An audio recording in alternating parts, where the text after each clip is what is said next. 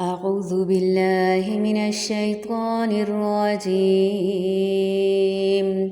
حرمت عليكم الميتة والدم ولحم الخنزير وما أهل لغير الله به والمنخنقة والموقوذة والمتردية والنطيحة وما أكل السبع إلا ما زكيتم وما ذبح على النصب وأن تستقسموا بالأزلام ذلكم فسق.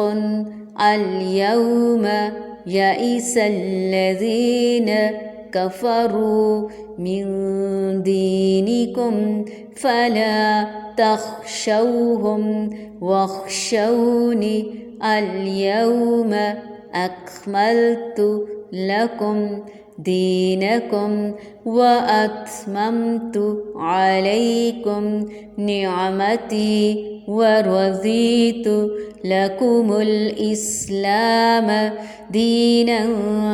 فمن اضطر في مخمصة غير متجانف لإثم فإن الله غفور رحيم. حرمت عليكم الميتة والدم ولحم الخنزير وما أهل لغير الله به والمنخنقة والموقوذة والمتردية والنطيحة وما أكل السبع إلا ما ذكيتم وما ذبح على النصب وأن تستقسموا بالأزلام ذلكم فسق. اليوم يئس الذين كفروا من دينكم فلا تخشوهم واخشون. اليوم أكملت لكم دينكم وأتممت عليكم نعمتي ورضيت لكم الإسلام دينا. فمن اضطر في مخمصة غير متجانف لإثم فإن الله غفور رحيم. حرمت حرام کیا گیا علیکم تم پر المیتۃ مردار والدم اور خون ولحم اور گوشت الخنزیری خنزیر کا وما اور جو اہلا پکارا گیا لغیری واسطے غیر اللہ اللہ کے بھی اس کو والمنخنقۃ اور گلا گھٹ کر مرنے والی والموقوذۃ اور چوٹ لگ کر مرنے والی والمتردیۃ اور بلندی سے گر کر مرنے والی والنطیحۃ اور سینگ لگ کر مرنے والی وما اور جسے اکلا کھا جائے السبع درندہ الا مگر ما جس کو زکی تم ذبح کر لیا تم نے وما اور جو ذبح ذبح کیا گیا علی النصب آستانوں پر وان اور یہ کہ تستقسموا تم قسمت معلوم کرو بالازلام تیروں پانسوں کے ذریعے ذالکم یہ سب فسق گناہ کے کام ہیں.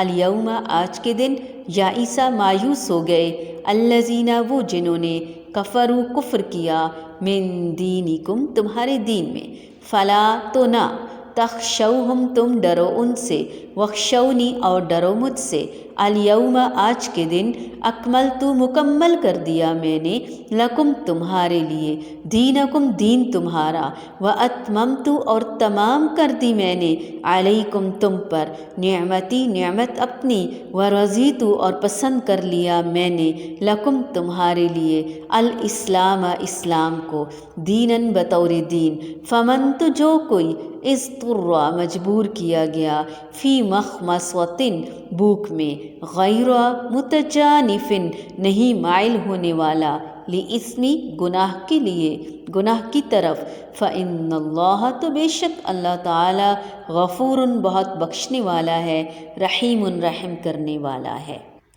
तुम पर हराम किया गया मुर्दार और खून और खिंजीर का गोश्त और जिस पर अल्लाह के सिवा दूसरे का नाम पुकारा गया हो और जो गला घुटने से मरा हो और जो किसी ज़रब से मर गया हो और जो ऊंची जगह से गिर कर मरा हो और जो किसी के सींग मारने से मरा हो और जिसे दरिंदों ने फाड़ खाया हो लेकिन उसे तुम ज़िबा कर डालो तो हराम नहीं और जो आस्तानों पर ज़िबा किया गया हो और ये भी कि कुर्रह के तीरों के ज़रिए फालगिरी करो, ये सब बदतरीन गुनाह हैं।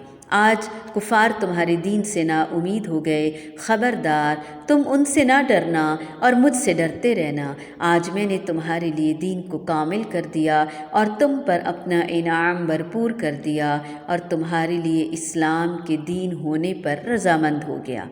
बस जो शख्स शिद्दत की भूख में बेकरार हो जाए बशर्त ये कि किसी गुनाह की तरफ उसका मीलान ना हो तो यकीनन अल्लाह ताला मुआफ़ करने वाला और बहुत बड़ा मेहरबान है। यहाँ से अल्लाह ताला हमें उन मुहर्रमात का ज़िक्र फरमा रहे हैं जो हम पहले सूरत अल-बक़रा में भी पढ़ चुके हैं। तो गला घोंट देना, किसी चीज़ में फंस कर ख़ुद गला घुट जाए, दोनों सूरतों में मुर्दा जानवर हराम है। किसी ने पत्थर लाठी या कोई और चीज़ मारी जिससे वो बग़ैर ज़िबा किए मर गया। ज़माने जाहिलियत में ऐसे जानवरों को खा लिया जाता था लेकिन शरीयत ने हमें मना कर दिया। बंदूक का शिकार किए जाने वाले जानवरों के बारे में उलमा के दरमियान इख्तिलाफ़ है। इमाम शौकानी ने एक हदीस से इस्तिदलाल करते हुए बंदूक के शिकार को हलाल करार दिया अगर बिस्मिल्लाह पढ़कर गोली चलाई गई हो और शिकार ज़िबा से पहले ही मर गया तो उसका खाना इस कौल के मुताबिक हलाल है। तो भी यानी चाहे ख़ुद गिरा हो या किसी ने पहाड़ वगैरह से धक्का देकर गिराया हो या फिर ये है कि टक्कर मार दी गई हो और बग़ैर ज़िबा किए वो मर गया हो। शेर, चीता, भेड़िया वगैरह या दरिंदे इसे खाया और वो मर गया। ज़माने जहलियत में मर जाने के बावजूद ऐसे जानवरों को खा लिया जाता था। जमहूर मुफस्सिरीन के नज़दीक ये इस्तिस्ना तमाम मज़कूरा जानवरों के लिए है, यानी जो हम अभी पढ़ चुके हैं, मुनख़निक़तु वल मौक़ूज़तु वल मुतरद्दियतु वन नतीहतु वग़ैरह। तो इसमें दरिंदों का खाया हुआ अगर तुम उन्हें इस हाल में पालो कि उनमें ज़िंदगी के आसार मौजूद हों और फिर तुम उन्हें शरई तरीके से ज़िबा कर लो तो तुम्हारे लिए उनका खाना हलाल होगा।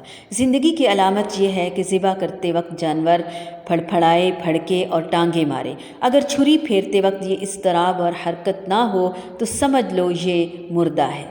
ज़िबा का शरई तरीका ये है कि बिस्मिल्लाही पढ़कर बिस्मिल्लाही अल्लाहु अकबर तेज़दार आले से उसका गला इस तरह काटा जाए कि रगें कट जाएं। ज़िबा के अलावा नहर भी मशरू है जिसका तरीका यह है कि खड़े जानवर के लिए बर्छी मारी जाए। ऊँट को नहर किया जाता है जिससे नरखरा और खून की खालिस रगें कट जाती हैं और सारा खून बह जाता है।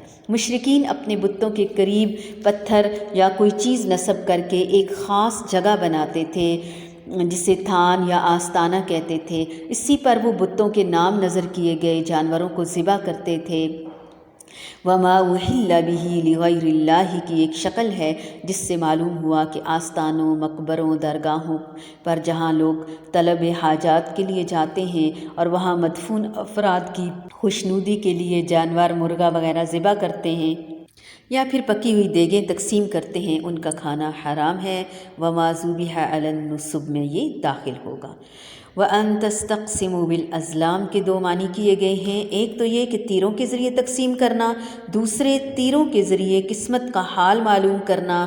پہلے معنی کے بنا پر کہا جاتا ہے کہ جوئے وغیرہ میں ذبح شدہ جانور کی تقسیم کے لیے تیر ہوتے تھے جس میں کسی کو کچھ مل جاتا، کوئی محروم رہ جاتا۔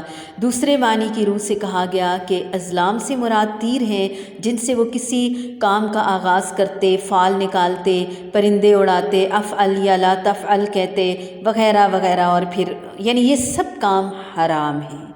ہاں، بھوک کی اضطراری کیفیت میں مذکورہ محرمات کے کھانے کی اجازت ہے، لیکن شرط یہ ہے کہ مقصد اللہ کی نافرمانی اور حد سے تجاوز کرنا نہ ہو، صرف جان بچانا مقصود ہو۔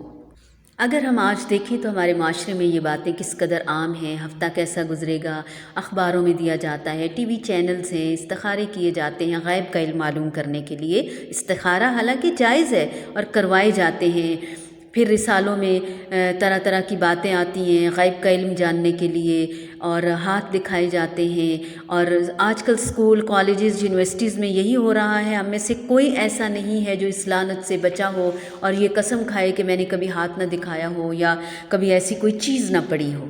محض انجوائمنٹ کا ذریعہ بنا لیا ہے، بلکہ مینا بازار لگتے ہیں، سٹالز لگتے ہیں، ہاتھ دیکھے اور دکھائے جاتے ہیں، فال گیری کی جاتی ہے۔ یہ سب غلط کام ہیں۔ ایک ایک بات کو بہت واضح انداز میں بتا دیا گیا، دین کو مکمل کر دیا گیا، اس کے تمام ارکان، فرائض، سنن، حدود، احکامات بیان کر دیے گئے، اور کفر و شرک کا خاتمہ کر کے اس نعمت کو مکمل کر دیا گیا۔ اب دین میں جو حرام ہونا تھا یا حلال ہونا تھا ہو چکا۔ اب اگر کوئی اس میں تبدیلی یا اضافہ کرے گا یا نئی چیز نکالے گا وہ دین نہیں ہو سکتا، بلکہ دین میں بدعت ہے، سراسر گمراہی ہے۔ رسول اللہ صلی اللہ علیہ وآلہ وسلم نے فرمایا، جو ہمارے اس امر دین میں کوئی نئی چیز شروع کرے گا جو اس میں نہیں ہے تو وہ مردود ہے۔ لہٰذا کیا ہے، ہم نے مایوس نہیں ہونا، پریشان نہیں ہونا، لوگوں سے نہیں ڈرنا، لوگوں کی باتوں اور الزام تراشی سے نہیں ڈرنا، صرف اور صرف اللہ تعالیٰ سے ڈرنا ہے۔ امام مالک کہتے ہیں کہ جس نے اسلام میں بدعت ایجاد کی اور اسے اچھا سمجھا تو اس نے یہ سمجھا کہ محمد صلی اللہ علیہ وآلہ وسلم نے پیغام رسالت میں خیانت کی ہے، کیونکہ اللہ کا فرمان ہے کہ آج میں نے تمہارا دین تمہارے لیے مکمل کر دیا۔ جو اس دن دین نہ تھا، یعنی جس دن جمعہ خطبہ نبی صلی اللہ علیہ وآلہ وسلم خطبہ حجۃ الوداع کے موقع پر بیان کر رہے تھے، اور اس دن جو موجود تھا، جو بتایا گیا وہی دین تھا۔ اس کے بعد 1400 سال گزر جانے کے بعد آج جو ہم ایجاد کریں گے وہ دین نہیں ہوگا۔ آپ صلی اللہ علیہ وآلہ وسلم نے فرمایا، بہترین زمانے کے لوگ میرے زمانے کے لوگ ہیں، پھر جو ان سے ملے، پھر جو ان سے ملے، پھر جو ان سے ملے، یعنی صحابہ کرام، تابعین اور تبع تابعین کا دور بہترین دور ہے۔ جب بھی کوئی نئی چیز سامنے آئے اپنے آپ سے سوال کریں، آیا اللہ نے حکم دیا ہے، پیارے نبی صلی اللہ علیہ وآلہ وسلم نے عمل کیا ہے تو ٹھیک ہے، ویل اینڈ گڈ، اگر نہیں تو فوراً چھوڑ دیں۔ ہاں، اب تمام بتا دیا گیا یہ چیزیں حرام ہیں، اس کے علاوہ باقی سب حلال ہیں۔ اب دین کی خوبصورتی دیکھیے کہ البتہ وہ شخص جو بھوک سے مجبور ہے، فلیکسیبلٹی دیکھیے، اسے معاف کر دیا گیا، اسے اجازت دے دی گئی۔ دین میں ایسی کوئی سختی نہیں جو ناقابل عمل ہو، ناقابل برداشت ہو۔ ایک چیز کو اگر ایک دفعہ حرام قرار دے دیا گیا تو انسان اگر مر رہا ہے تو اس وقت بھی اسے استعمال کرنے کی اجازت ہے۔ اللہ نے کتنے پیارے طریقے سے دین کو ہمیں بتایا، تو ایسی صورت میں جب دو حرمتیں ایک دوسرے سے ٹکرا رہی ہوں تو پھر دیکھا یہ جائے گا کہ ترجیح کس کو دی جائے گی اور زیادہ بہتر کیا ہے۔